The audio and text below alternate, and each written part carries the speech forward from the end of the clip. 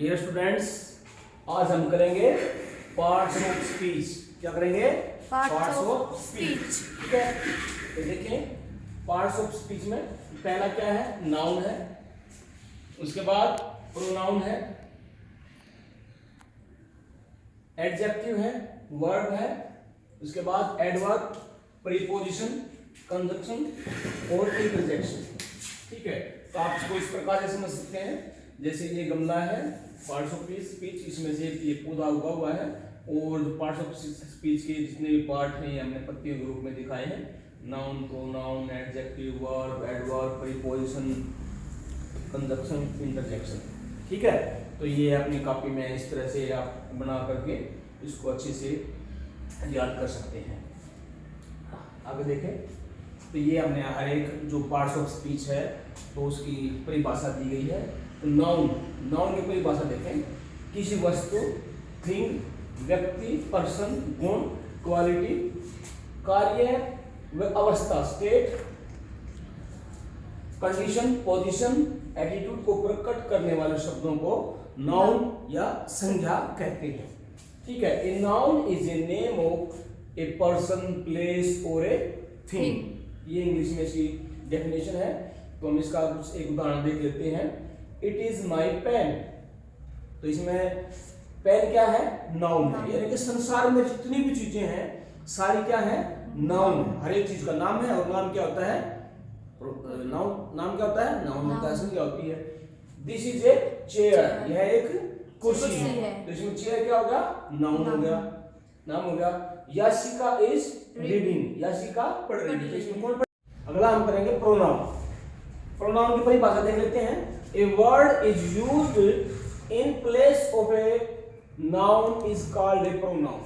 ठीक है, यानी कि संज्ञा के स्थान पर प्रयुक्त होने वाले शब्दों को क्या कहते हैं? सर्वनाम कहते हैं। ठीक है, यानी संज्ञा स्थान पर आ जाए वो प्रोनाउन। देखें, जैसे Lakshita is absent because she is it. Lakshita क्या होगा? नाउन। लक्षिता अनुपस्थित है क्योंकि उसी के बारे में बताया गया आगे, और वहां उसके लिए क्या यूज हो गया? शी इज इल, वह बीमार है, तो शी क्या हो गया? प्रोनाउन हो गया। ठीक है, तो ये जो प्रोनाउन है इनके टाइप में देखो, फर्स्ट पर्सन है, सेकंड पर्सन है और थर्ड पर्सन है। हम अपने बारे में बातचीत करेंगे तो हम क्या हो जाएंगे? फर्स्ट पर्सन, जैसे आई और वी, जैसे मैं या हम। ठीक है, सेकंड पर्सन, जब मैं आपके बारे में बातचीत करूंगा तो क्या होगा? आप होगे second person, you, yours.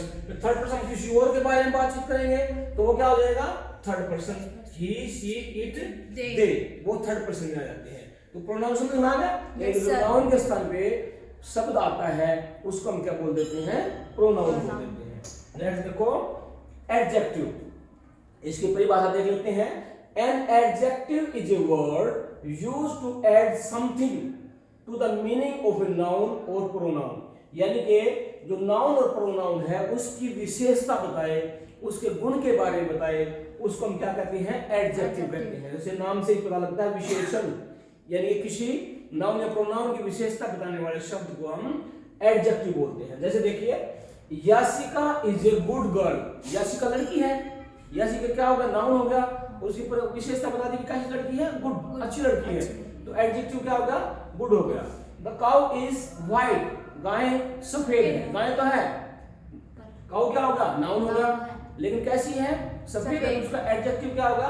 White. तासु इज ए ब्रेव गर्ल, तासु एक बहादुर लड़की है। कैसी लड़की है? बहादुर लड़की तो है। ठीक है, तासु है, नाउन है, उसकी विशेषता क्या होगी? ब्रेव, बहादुर है, तो एडजेक्टिव क्या होगा? ब्रेव हो गया। यानी कि नाउन के या प्रोनाउन के बारे में कुछ बताए, उसकी विशेषता बताए, उसे हम क्या बोलते हैं? एडजेक्टिव बोल देते हैं। आगे देखो, वर्ब, नाउन है, प्रोनाउन है, वो कुछ भी काम करेंगे वो क्या होता है? वर्ब होता है, क्रिया होती है। देखो, a word is a word used to say something about some person, place और थिंग। यानी कि वर्ड, क्रिया वह शब्द है जो किसी व्यक्ति, वस्तु, स्थान के संबंध में कुछ बताते हुए काम करने या होने का प्रकट करे। यानी कोई काम हो रहा है उसके बारे में जो भी वर्ड बताता है, वो जो वर्ड का यूज होता है वो क्या होता है? वर्ब होता है। जैसे देखो, चेतना राइट्स ए लेटर, चेतना एक पत्र लिखती है। चेतना क्या काम कर रही है? जो चेतना क्या है? नाउन है, काम कर रही है। पत्थर लिखना तो लिखना क्या होगा? वर्ब होगा। उसके बाद याशिका प्लेड वेल, याशिका अच्छा खेलती है, ठीक है, तो याशिका क्या होगा? नाउन, क्या कर रही है? खेलना, तो वर्ब होगी उसकी प्ले। उसके बाद चेतना क्लीन द टीथ, चेतना दांत साफ करती है, यानी कि काम क्या कर रहा है? साफ करना, क्लीन, ठीक है, तो क्लीन क्या होगा? वर्ब होगा। यानी कि कोई भी संसार में काम है वो किसी कैटेगरी में आता है? वर्ब की कैटेगरी में, इसको हम वर्ब बोल देते हैं। उसके बाद देखो adverb. An adverb is a word that modifies except noun, pronoun और interjection, यानी क्रिया विशेषण वह शब्द है जो संज्ञा, सर्वनाम और विशेषणसूचक शब्द को छोड़कर बाकी पार्ट्स ऑफ स्पीच की विशेषता प्रकट करे। यानी कि उसमें हमें तीन चीज छोड़नी है, नाउन छोड़ना है, प्रोनाउन छोड़ना है और इंटरजेक्शन छोड़ना है, और बाकी जितने हैं उनकी विशेषता बताए वो क्या होती है? एडवर्ब होती है। यानी कि जो काम हम करते हैं उस काम की विशेषता के बारे में बताता है जो शब्द, उसको हम एडवर्ब बोलते हैं। देखो तासु स्पीक जेंटली, तासु बड़ी भद्रता से बोलती तो है। देखो इसमें तासु क्या होगा? नाउन होगा, स्पीक क्या होगा? वर्ब हो गया, ठीक है, जेंटली क्या होगा? भद्रता से, है ना, उसके एडवर्ब क्या होगा? जेंटली, थोड़ा सा हो रहेगा, मैं सोचता हूं, है ना। उसके बाद चेतना रन्स वेरी फास्ट, ठीक है, चेतना बहुत तेज दौड़ती है, क्या है वर्ब? रन, है ना, कैसे दौड़ती है? उसकी एडवर्ब क्या होगा? फास्ट, बहुत तेज। उसके बाद देखो the plane flew just over याशिका's हेड, यानी कि जो जहाज है बिल्कुल याशिका के सिर के ऊपर उड़ रहा है, तो इसमें क्या होगा? जस्ट क्या होगा? ऊपर से, एडवर्ब, ठीक है ना। उसके बाद नेक्स्ट देखो प्रीपोजिशन, देखो नाम से ही जाहिर है, प्री मींस पहले, पोजीशन स्थिति, यानी कोई चीज है वो पहले से उसकी स्थिति है या उसकी स्थिति के बारे में बताते हैं, उसको प्रीपोजिशन कहते हैं। तो preposition is a word used with a noun or a pronoun to show how the person, place or a thing denoted by the noun or pronoun stand in a relation to something else, ठीक है, यानी कि हम कोई चीज कहाँ रखी है, ऊपर रखी है, नीचे रखी है, हम कहाँ लिख रहे हैं, किसके ऊपर लिख रहे हैं, हम कहाँ बैठे हैं, ठीक है, कहाँ चल रहे हैं, है ना, तो वो उनके लिए जितने भी वर्ड यूज होते हैं वो क्या कहलाते हैं? प्रीपोजिशन कहलाते हैं। जैसे ओन है, अंडर है, बिहाइंड है, इन फ्रंट ऑफ है, गो टू है, इनटू है ना, बहुत सारे वर्ड जो है जो स्थिति के बारे में बताते हैं उन्हें हम प्रीपोजिशन कहते हैं। जैसे देखे Yashika will go to Agra, Yashika जा रही है, कहां जा रही है? आगरा, गो टू, ठीक है, तो ये क्या होगा? Preposition. The basket is under the table, जो टोकरी है मेज के नीचे है, तो अंडर क्या होगा? प्रीपोजिशन, नीचे बता दी, स्थिति बता दी, टेबल की नीचे है। Tashu rights on the black board, Tashu जो है ब्लैक बोर्ड पे लिख रही है, कहां लिख रही है? ऑन, तो ऑन क्या होगा? प्रीपोजिशन हो गया, ठीक है। नेक्स्ट देखो conjunction. A conjunction is a word used to join two words और सेंटेंस, यानी कि संयोजक भी बोलते हैं इसको, सेंटेंस लिंकर्स भी बोलते हैं, ठीक है ना। तो जो ऐसा शब्द जो दो शब्दों को या दो सेंटेंस को जोड़ देता है उसको हम क्या बोलते हैं? कंजक्शन बोलते हैं। जैसे देखो Lakshita and Tanvi are friends, Lakshita और तन्वी क्या है? मित्र हैं, दोस्त हैं। लक्षिता और तन्वी को किसने जोड़ दिया? एंड ने, तो एंड क्या होगा? कंजक्शन हो गया। ही कम हियर, वह यहाँ आया, बट वेंट अवे, परंतु चला गया। दो सेंटेंस हो गए, वह आया और चला गया, किसने जोड़ा?